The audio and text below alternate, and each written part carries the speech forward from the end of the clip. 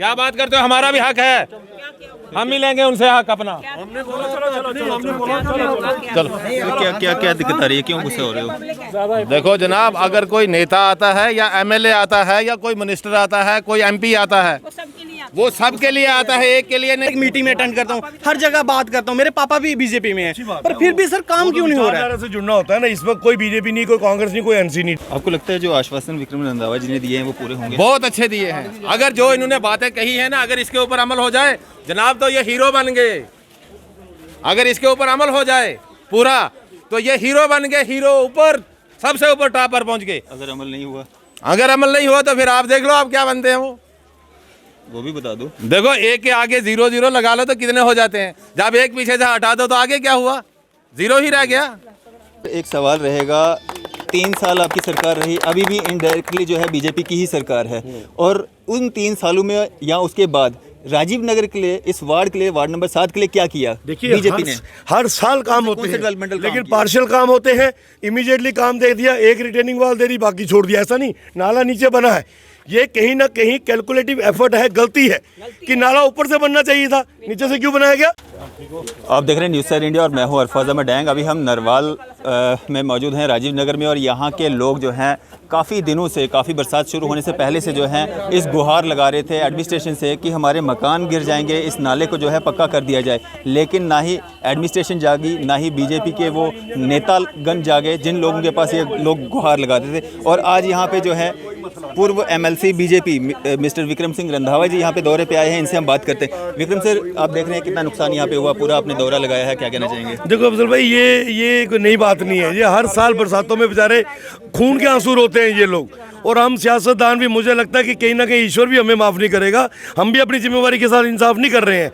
अगर पिछले 12, 15, 20 सालों से ये भुगत रहे हैं तो अब तक क्यों इनको हमने सही सिस्टम के नहीं किया। लेकिन फिर भी मैं कहूँगा कि नीचे 25 फुट का नाला और ऊपर 5 फुट का नाला, किसने नाले के ऊपर कमरा बनाया है, किसने नाले के ऊपर दुकान बनाई है, उस पर कार्रवाई होनी चाहिए। हमें 25 फुट ऊपर पहाड़ों से लेकर नीचे 25 फुट का नाला चाहिए, बाकायदा साइडों पे आरसीसी पूरी उसकी रिटेनिंग वाले हो और मजबूत नाला हो। एक बार इसकी डीप से डिसिल्टिंग हो जाए, ये नाला 20 फुट गहरा है। अभी आप देखिए 20 फुट जब मलबा ऊपर आ जाएगा तो पानी इनके घरों में जाएगा और कहाँ जाएगा। और ये कोई महलों वाले थोड़ी हैं, इनके घरों की हालत देखो। किसी ने बेचारे ने यहाँ 6 बोरी सीमेंट लगता है, पैसे की कमी के कारण 4 बोरी सीमेंट से काम चलाया, तो उसका कौन करेगा। ये कोई गांधीनगर, त्रिकुटा नगर या नानक नगर ये शाहूकार लोग नहीं है, ये वो लोग हैं, सुबह मिलती है, पता नहीं शाम को बच्चों को मिलेगी कि नहीं मिलेगी, उसकी चिंता होती है। तो मुझे लगता है कि एडमिनिस्ट्रेशन फेलियर है, ये मानना पड़ेगा। और मैं इस पर नहीं जाऊंगा कि कौन सरकार में थे, कौन नहीं थे, किन्होंने काम किया, किन्होंने नहीं किया। एडमिनिस्ट्रेशन से काम लेना चाहिए। आज हमारे पास पंच है, एक सरपंच है, बेचारी सुबह शाम ये बाहर निकले होते। परशुराम जी हैं, इनका राजनीति से कोई लेन देन नहीं है, लेकिन अपने लोगों की चिंता है ना। जब से ये राजीव नगर बसा है, मैं भी 1995 से इनके संपर्क में हूँ। 1988 में इनको तवी से बचाकर कि तवी में ये लोग बह जाएंगे, यहाँ गवर्नमेंट ने बिठाया है, ये खुद नहीं आके बैठे हैं। और सब जम्मू के नागरिक हैं, ये कोई बाहर से नहीं है। हम नहीं इनको कह सकते जो बाहर से आके बैठे या इन लोगों ने इनक्रोचमेंट किया। एनकोचर जो भी होगा उसको बख्शा नहीं जाना चाहिए, उसकी इनक्रोचमेंट हटा दीजिए। वो कोई बहुत बड़ा आदमी है, कोई एमएलए है, एमपी है, सियासतदान की औलाद है, सियासतदान के पट्टों पे पड़ रहा है, उसको बख्शना नहीं चाहिए। जब तक ये 25 फुट का नाला ऊपर तक नहीं निकलेगा, ये लोग कभी बच नहीं पाएंगे, मैं आपको यकीन दिलाता हूँ। विक्रम सर, आज आपको याद आ रहा है कि इंक्रोचमेंट हुई है, 3 साल आपकी सरकार रही, तब इंक्रोचमेंट आपको नहीं दिखी? बिल्कुल दिखी। आप 3 साल छोड़ो, 2014 में जो फ्लड आया था, परशुराम जी को पता है, उस पर डीसी थे सिमरनदीप सिंह जी, और उन्होंने भयंकर एनक्रोचमेंट को तोड़ा था। लेकिन बदकिस्मती ये रही कि बरसात गई, हम भी भूल गए, एडमिनिस्ट्रेशन भी भूल गई। ये नलायकी है। तो भाई मैं ऐसे नहीं कह रहा हूँ कि हमारी नलायकी नहीं है, हमारे पार्ट पे भी है। मैं खुद मानता हूँ शायद ईश्वर हमें माफ़ नहीं करेगा कि हमने सिर्फ आके मौके पे राजनीति की और उसके बाद हम चले गए। ये राजनीति की बात नहीं है। ना ही मुझे आज वोट की ज़रूरत है, ना ही मुझे यहाँ पर किसी से आके कहना कि मुझे वोट दे दो। ये वक्त पे किसको मौका मिलता है, कौन इनके पास आएगा, कौन नहीं आएगा, ये वक्त तय करेगा, उसकी कोई वो बात नहीं है। लेकिन इन लोगों का, ये राजीव नगर में जो 88 में परिवार आए थे, वो इज्जत की ज़िंदगी जिए, इसके लिए एडमिनिस्ट्रेशन के साथ सारी लड़ाई लड़ी जाएगी। और अगर आजकल के अंदर इमीडिएट जो मेयर्स नहीं लिए गए और ये बारिश नहीं रुकी, मैं इन लोगों को लेकर कल नेशनल हाईवे बंद करूंगा। मैं देखता हूँ एलजी साहब हमें कहाँ रोकते हैं या पुलिस हमें कहाँ रोकती है। विक्रम सर, एक सवाल रहेगा, 3 साल आपकी सरकार रही, अभी भी इनडायरेक्टली जो है बीजेपी की ही सरकार है, और उन 3 सालों में या उसके बाद राजीव नगर के लिए, इस वार्ड के लिए, वार्ड नंबर 7 के लिए क्या किया देखिए बीजेपी ने? हर साल काम होते कौन से हैं डेवलपमेंटल काम लेकिन किए? पार्शियल काम होते हैं। इमीडिएटली काम दे दिया, एक रिटेनिंग वॉल दे दी, बाकी छोड़ दिया, ऐसा नहीं। नाला नीचे बना है, ये कहीं ना कहीं कैलकुलेटिव एफर्ट है, गलती है कि नाला ऊपर से बनना चाहिए था, नीचे से क्यों बनाया गया? कौन लोग थे वो डिजाइन करने वाले? कौन लोग थे अफसरों को चलाने वाले? कोई भी हो, किसी भी पार्टी से हो, कोई भी सियासतदान हो, जब एक बिल्डिंग की इमारत बनानी होती है हम फाउंडेशन से शुरू करते हैं ना, या ऊपर से आते हैं नीचे? हम पहले बुनियाद रखते हैं उसकी। तो इस नाले की बुनियाद ऊपर जंगलों में है, पहाड़ों में है। ऊपर से नाला कार्व होना चाहिए था 25 फुट का पूरा नाप के, और ऊपर से दीवारें बनती हुई नीचे आनी चाहिए थी। फिर जो भी इंक्रोचमेंट आती जाती वो टूटते जाते और नाला बन जाना था। तो ये मुझे लगता है कि रोज रोज के रोने से एक दिन रोना अच्छा है। एडमिनिस्ट्रेशन जी भर के रो ले, पैसा तो लगना है, और पैसा किसी के बाप का नहीं है, ना किसी सियासतदान का है। एडमिनिस्ट्रेशन ने लगाना है, इनके लिए तो है, किसके लिए है? अगर केंद्र सरकार इतना पैसा भेज रही है तो लगाएगा कौन? तो मुझे लगता है कि आज हम एडमिनिस्ट्रेशन को अलर्ट कर दिया है हमने, और आज भी कार्रवाई कोई ना कोई होगी। उसके बावजूद भी मुझे लगता है कि अगर कहीं 19-20 हुई तो फिर हम सड़कों पे उतरेंगे। सर, आपने अभी मेरे सामने किसी शख्स को कॉल भी किया था कि 25-30 लोग यहाँ पे आएंगे, लगभग 1 घंटा होने को कोई भी नहीं आया अभी देखिए तक। अभी क्या है कि उनकी टीमें अलग अलग जगह निकली हुई हैं। अब एक पॉकेट से उठा के आप कहीं एरिया में लोग लगे हैं, वहाँ से जगदम निकालोगे तो वो लोग रिजेंटमेंट करते हैं। मुझे सीटीओ साहब ने एश्योरेंस दी है कि सर मुझे थोड़ा टाइम दे दीजिए, मैं वहाँ से लोग निकाल के वहाँ भेजता हूँ। मुझे यकीन है कि वो झूठ नहीं बोलेंगे, आज ही लोग आएंगे और इमीडिएटली जो मलबे के ढेर लग चुके हैं उसको न्यूट्रलाइज करेंगे ताकि बारिश के पानी से वो बह जाए। अभी ये मलबा बाहर निकालना आसान नहीं है, अगर बाहर निकालेंगे तो लेके कहाँ जाएंगे? लोगों के घरों के बाहर तो ढेर लगाना नहीं है, यहाँ पर जेसीबी घुसेने का रास्ता नहीं है, टिप्पर डालने का रास्ता नहीं है जैसे बाकी नालों में होता है।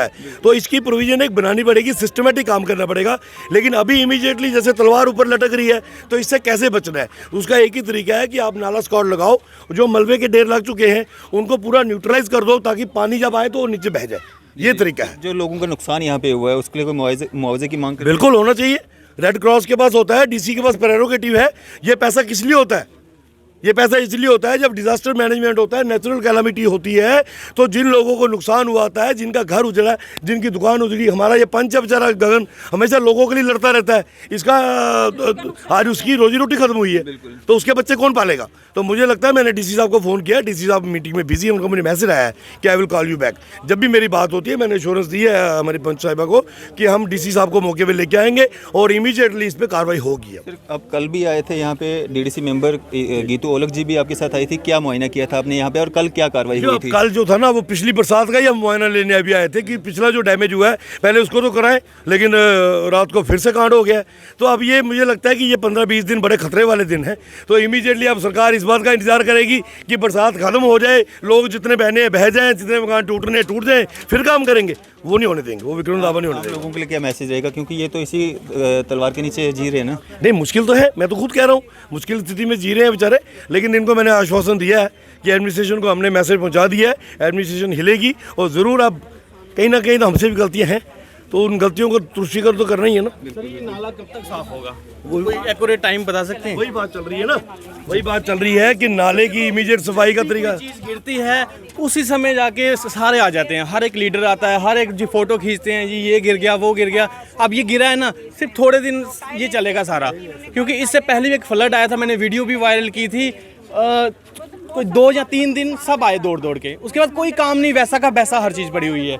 यहाँ पे आज इतना हो गया, मुझे नहीं लग रहा है कि ये 3 दिन से ज़्यादा कोई देखने आएगा, और 3 दिन के बाद भूल भी जाएंगे इसको सारे। अब इसको फॉलो करेंगे, मैंने इसलिए आपके आने से पहले भी कह दिया है। कैमरा पे बोलो कि नहीं, कितने दिनों में होगा सर? देखिए वो एडमिनिस्ट्रेटिव लेवल पे होता है ना। ये तो इनका गिरा, मेरा नाले के घर पे मेरा भी हमने अपना अलग से प्लान निकाला हुआ है और पूरा खाली है, वो मेरे प्लान से बचा हुआ है। मुझे नहीं लग रहा कि एक फ्लड आने की देर है, बस एक फ्लड आने से मेरा पूरा घर नीचे होगा। क्या एडमिनिस्ट्रेशन तब सुनेगी जब मेरा घर पूरा नीचे आ जाएगा सर? ये आपके आने से पहले भी मैं यही बात कर रहा था कि तुम्हारी होने के बाद थोड़ी होता है। 3 साल से ये कभी कोई टेंडर भर रहा है, कभी कोई भर रहा है। जब इनको ठेकेदारों को चाहिए पहले आगे देखें कि माल कहाँ से है, यही चीज़ है ना कि माल नहीं पहुंच रहा है, तो टेंडर क्यों भर रहे हैं? फिर ये पहले ठेकेदारों को आना चाहिए, जगह देखनी चाहिए कि हम इधर कैसे पहुंचाएंगे, टेंडर कितना भरना है कितना नहीं भरना है, ऐसे कैसे टेंडर भर रहे हैं सर? ये पहले कही ना कि एडमिनिस्ट्रेटिव फेलियर है, ये नाला ऊपर से शुरू होना चाहिए था, नीचे से क्यों हुआ? एक चीज़ और पूछनी है, जो उस क्रैनी तालाब से एक मतलब कि लाइन आ रही है क्रैनी तालाब से, उसमें तीन बार वो रिपेयर हो चुका अच्छी तरह।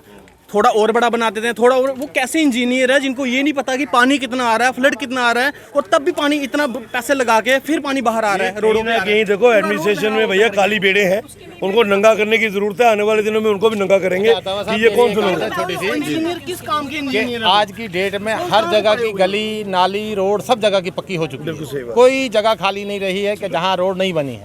लेकिन ये राजीव नगर की यहाँ से लेकर ऊपर तक जो रोड है उसका बहुत बुरा हाल है। आप उससे थोड़ा सा ऊपर चले जाएं, इस एरिया में कोई तवज्जो ही नहीं देता है, या ये आपकी कंस्टिट्यूंसी से ही बाहर निकाल दिया इन लोगों को कि भाई आपका कोई इसमें हक नहीं है। ऐसा क्या बात है? ऐसा नहीं है जी, हमारी कॉन्स्टिट्यूंसी का ऐसा हमें खुद भी महसूस होता है। आप मेरे साथ चलिए जरा 5 मिनट के लिए। यहाँ एक मस्जिद है। बीजेपी में क्यों गया? मुझे नहीं ऐसा नहीं, इसमें देखो इसमें बीजेपी या कांग्रेस या एनसी का कोई नहीं है। कितनी बार रहा हूँ इनके सरदार साहब के साथ में, कितनी बार जाता हूँ, हर एक मीटिंग में अटेंड करता हूँ, हर जगह बात करता हूँ। मेरे पापा भी बीजेपी में है, पर फिर भी सर काम क्यों नहीं हो रहा है? से जुड़ना होता है ना। इस वक्त कोई बीजेपी नहीं, कोई कांग्रेस नहीं, कोई एनसी नहीं, ठीक है ना। बीजेपी तो हम 2014 के बाद यहाँ 3 साल के लिए आए, उससे पहले भी सरकारें रही, मेरे पिताजी भी यहाँ एमएलए रहे, आपको पता ही है। लेकिन मैं ये कहता हूँ ना, ये फेलियर है। ऐसा लग रहा है कि इस एरिया में अब हुई है। सर मुझे लग रहा है कि इस एरिया में काम इसलिए नहीं हो रहा है क्योंकि यहाँ पे लोग स्टूल कास्ट रहते हैं, मैक्सिमम स्टूल कास्ट रहते हैं, और इसलिए जो है नहीं काम हो रहा सर। यहाँ कोई स्टूल कास्ट नहीं रहते, यहाँ ब्राह्मण भी रहता है, यहाँ सिख भी रहता है, यहाँ हिंदू भी रहता है, यहाँ महाजन भी रहता है, यहाँ मुसलमान परिवार भी है। ये तो कईयों के घरों का विचार है, राशन देते हैं तो। अच्छा सर, मैं एक कार्य करता हूँ आपके आगे। बनाया हुआ है सर, कहाँ जाए हम लोग, कहाँ जाए? ऐसा नहीं है, नाले पे घर उन लोगों ने नहीं बनाया है, जिन्होंने एनक्रोच किया वो अलग बात है। 35 साल के पुराने हैं सर, तब नहीं नाले में थे सर। उसको कोई नहीं छेड़ेगा जो पुराने रमन पल्ला जी ने, मैं सीधी बोलता हूँ, मुझे ना बीजेपी से लेना देना ना कांग्रेस से, मुझे काम चाहिए। ये काम करवाया था रमन पल्ला जी ने, ठीक है, बहुत अच्छा काम कराया था उन्होंने। जब ये गंद पड़ता था ना, कम से कम भी वो 10-20 गाड़ियां हर एक जगह से निकालते थे, कम से कम भी वो जेसीबी लगाते थे, 10 दिन जेसीबी लगती थी उनकी, और पूरा साफ होता था। जिस दिन की बीजेपी सरकार आई है सर, कुछ नहीं हुआ काम, कुछ नहीं हुआ सर। बिल्कुल करूं आपके आगे। यहाँ हमारी मस्जिद है एक ऊपर, मैंने इनको मीडिया वालों को कई बार वो दिखाई, छोटा सा पोर्शन है, जितनी ये पुली है इतनी ही पुली है। वहाँ से लोग जाते हैं नमाज पढ़ने के लिए। राजीव नगर के लोग जो ऊपर जाते हैं, ऊपर से नीचे आते हैं। 3 साल हो गए, 2018 में वो गिरी थी, आज तक नहीं, वो आज तक वो पुल, मैं अभी दिखाता हूँ आपको। देखा आपने? देखा? अगर वहाँ ऐसा हो रहा है, क्या हम लोगों को मैंने ये पूछा कि हम घर नहीं सेव कर पा रहे हो तो क्यों जा रहे हो सर बीजेपी में? हम आपके वोटर नहीं है, या हमें आप हिंदुस्तानी नहीं समझते हैं, क्या बात है? क्या आप उससे ऊपर चलिए। आप वैल्यूड वोटर्स हो, वैल्यूड वोटर जो है, वोटर का अपना ऐसा भैया, आप कास्टिज्म पे बात मत करो ना। आप हम का परेशान हो रहे हैं, सारे लोग परेशान है, सब परेशान है, सब परेशान है। मैं बता रहा हूँ आपको, सब परेशान है ना। थोड़ा संयम रखो, सारे परेशान है, ऐसी बात नहीं है, ऐसा नहीं है, सब परेशान है। ये तो हमने सबको लाया, आपने थोड़ी बुलाया इनको, हमने लाया सबको यहाँ पे। आके देखो क्या लोगों की हालत है, तो बुलाना चाहिए था आपको, वो बात नहीं है। आपके बुजुर्ग खड़े हैं, वो इतने चिंतित है बेचारे, आपने ना ज़्यादा ओवर एक्ट करो, थोड़ा संयम से काम लो। गिर चुका है, इनको पता मेरा घर गिर चुका है, से काम लो, हो रहा है, मेरा गिरने वाला है सर, कोई नहीं गिरेगा, इसलिए चिल्ला रहा हूँ। हमने डीसी से भी अलर्ट किया है, मेरा गिरने वाला सर, उनका नुकसान हो गया है, मेरा होने वाला है। क्या कहना चाहोगे अब जो विक्रम रंधावा जी ने यहाँ पे आश्वासन दिए, क्या लगता है आपको कि ये पूरे होंगे? सर मैं एक बात बताऊं, 25 सितंबर 2020 को मेरा मकान गिरा था, और वहाँ पर कम से कम 4-5 लाख रुपए का जो नुकसान हुआ था, ज़मीन चली गई। उस वक़्त नायब साहब भी आए, पुलिस भी आई, रंधावा साहब भी आए थे, और एमएलए से वो रमन भल्ला जी भी आए थे। हर आदमी वहाँ पर पहुँचा। आज तक 2020 सितंबर से लेके आज तक कोई फंड्स, कोई नुकसान का भरपाई, कोई कुछ नहीं हुआ। 2-3 दिन शोर शराबा हुआ, उसके बाद कोई हमारे बात पूछने तक नहीं आया। मैं गवर्नमेंट से ये पूछना चाहता हूँ, मुझे ये बात बताई जाए, जब ये नाला बना था हमने 10 दफ़ा इसकी ट्राई की, और ये DPR बन गई है जी, हमने ऊपर भेज दिया। आपके मोहल्ले से ऊपर से एक नाला शुरू होगा, तो वो कौन लोग थे जिन्होंने इसको वहाँ, उनकी भी वेरिफिकेशन होनी चाहिए, उनको कि ये नुकसान उनकी वजह से हो रहा है, जिन्होंने ये नीचे से नाला शुरू करवाया। मैं ये चाहता हूँ, हम ये चाहते हैं कि जो लोग हमारे साथ गद्दारी करे, हमारा शतीला व्यवहार किया हमारे साथ, वो लोग कौन थे जिन्होंने नीचे से नाला शुरू करवाया और ऊपर रोने के लिए जोड़ दिया? ये उन लोगों को भी पूछताछ होनी चाहिए, उनकी वेरिफिकेशन भी होनी चाहिए, उन्होंने ऐसा क्यों किया। और ये 27 करोड़ का जो यहाँ पैसा आया था, और तीन वो लहर जो तो उसमें जो काम होना था 2 हो गए, और तीसरा जो है ये अब हम गए थे तो उन्होंने कहा कि अभी हमारे पास पैसा ही नहीं है, हम नाले को क्या करें। क्या बात करते हो, हमारा भी हक है, हम ही लेंगे उनसे हक अपना। चलो क्या क्या क्या दिक्कत आ रही है, क्यों गुस्से हो रहे हो? देखो जनाब, अगर कोई नेता आता है या एमएलए आता है या कोई मिनिस्टर आता है, कोई एमपी आता है, वो सबके लिए आता है, एक के लिए नहीं आता है। हमारा भी हक है, अपना हक मांगने के लिए हम भी खड़े हैं। क्या ये क्या बात है? दिक्कत आ रही है? देखिए हमारी रोड की हालत चल के देखिए ना आप, कैसे हम भी तो इंसान है, कैसे जी रहे हैं हम। जी। आपको लगता है जो आश्वासन विक्रम रंधावा जी ने दिए हैं वो पूरे होंगे? बहुत अच्छे दिए हैं। अगर जो इन्होंने बातें कही है ना, अगर इसके ऊपर अमल हो जाए जनाब, तो ये हीरो बन गए। अगर इसके ऊपर अमल हो जाए पूरा, तो ये हीरो बन गए, हीरो, ऊपर सबसे ऊपर टॉप पर पहुंच गए। अगर अमल नहीं हुआ? अगर अमल नहीं हुआ तो फिर आप देख लो आप क्या बनते हैं वो भी बता दो। देखो एक के आगे 0 लगा लो तो कितने हो जाते हैं, जब एक पीछे से हटा दो तो आगे क्या हुआ, 0 ही रह गया।